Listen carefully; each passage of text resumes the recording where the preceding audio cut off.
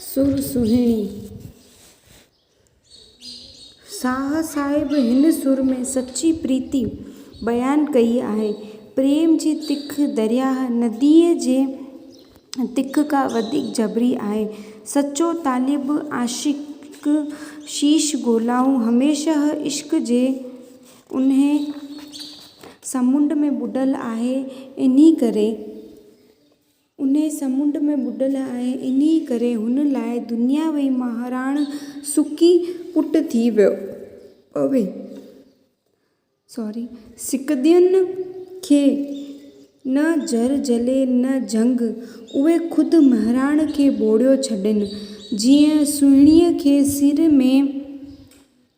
सिर में सेसार ऐं वाॻू वराए विया, तीअं तालिब खे बि रूहानी आत्मिक पंध में अजगर जहिड़ा डपु ऐं ख़तरा वॾे था वञनि।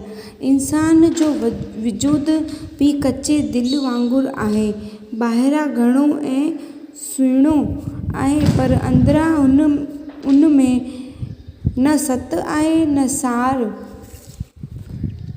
हीअ दुनिया दरियाई मिसल आहे, जंहिं में कई दरिंदा आहिनि। इंसान जो वजूद ई संदसि ऐं ईश्वर जे विच में हिजाब आहे।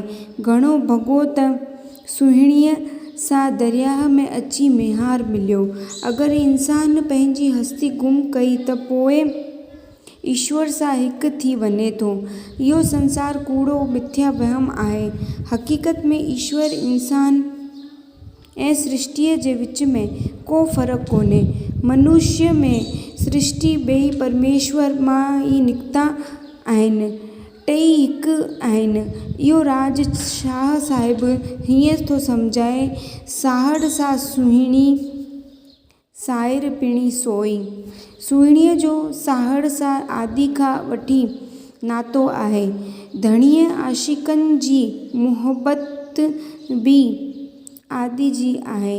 हिन सुर में शाह साहिब सचे प्रेम जो अजीब ज़िक्र कयो आहे।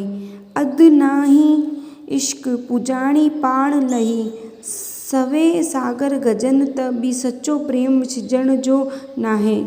जे मेहार खे थी पुछनि, तिन खे मेहार बि पुछे थो। मिड़ई शयूं अनाहलक मां परमेश्वर आहियां, अहम ब्रह्मास्मि पियूं तवारनि। हिन ई सुर में शाह साहिब इशारो कयो आहे त संदसि कलाम कविता हक़ीक़त में इल्हाम आहे। जे तो बेत भाया से आयतूं आहिनि, नियो मन लाइन पीरिया संदे पहाड़ ॾे।